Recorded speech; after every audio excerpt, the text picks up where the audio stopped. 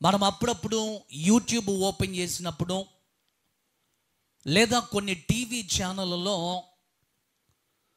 సంఖ్యాశాస్త్రాన్ని చెప్పేటువంటి కొంతమంది గురువులు మనకు కనబడతారు. ప్రపంచంలో చాలా శాస్త్రాలు ఉన్నాయి. ఈ శాస్త్రాలలో మన భారతదేశంలో చాలామంది ప్రజలు న్యూమరాలజీని, సంఖ్యాశాస్త్రాన్ని నమ్మేటువంటి వారు చాలామంది ఉన్నారు. ఏంటి సంఖ్యాశాస్త్రము అనంటే, ఒక ఆయన మాట్లాడుతూ అంటాడు కదా, మీరు వాడేటువంటి మొబైల్ నెంబర్లో ఇలాంటి నెంబర్లు గనక ఉంటే అదృష్టం మీ వెంట నడిచొచ్చేస్తుంది అని అన్నాడు. అదృష్టం నడిచి రావాలి అని అంటే మనం వాడేటువంటి మొబైల్ కొన్ని నెంబర్లు ఉంటే చాలట, ఇక అదృష్టం కలిసి వచ్చేస్తుందండి.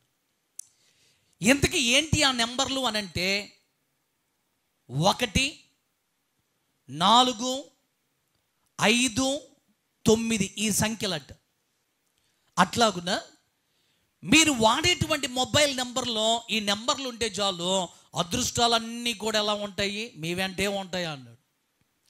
ఇంకొక ఆయన అన్నాడు, మీరు ఎన్ని చేసినా కలిసి రాకపోవటానికి, మీరు ఎన్ని చేసినా మీ చేతిలో డబ్బు లేకపోవటానికి గల కారణం ఏంటంటే మీ సెల్ ఫోన్ నెంబర్లు మీరు కరెక్ట్గా తీసుకోవట్లేదట. మరి ఏం తీసుకోవాలంటే ఆయన చెప్తాడు, ప్రతి మొబైల్కి సిమ్ కార్డుకి 10 నెంబర్లు ఉంటాయి కదా, ఈ 10 నెంబర్లు మనము కూడితే 31వ నెంబర్ వచ్చింది అనుకోండి, 35వ నెంబర్ వచ్చింది అనుకోండి, మీకు దరిద్రమే, ఇక ఏది కూడా కలిసి రాదు అని అన్నాడు. అంటే ఆయన ఏమంటాడంటే, ఈ సంఖ్యాశాస్త్రాన్ని కనుక మీరు పాటిస్తే మీ అదృష్టం మీకు ఎలా ఉంటుంది చెప్పండి, మీ వెంటే ఉంటుంది.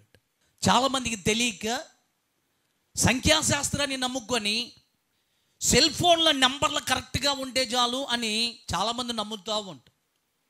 అలాగే మరొక ఆయన అంటాడు, మీరు పుట్టిన తేదీలను బట్టి మీ జాతకం ఉంటుందంట. మీరు పుట్టినటువంటి తేదీలను బట్టి ఈ భూమి మీద మీకు కలిసి వస్తుంది అని మరొక ఆయన సంఖ్యాశాస్త్రాన్ని గురించి చెప్తా ఉన్నాడు.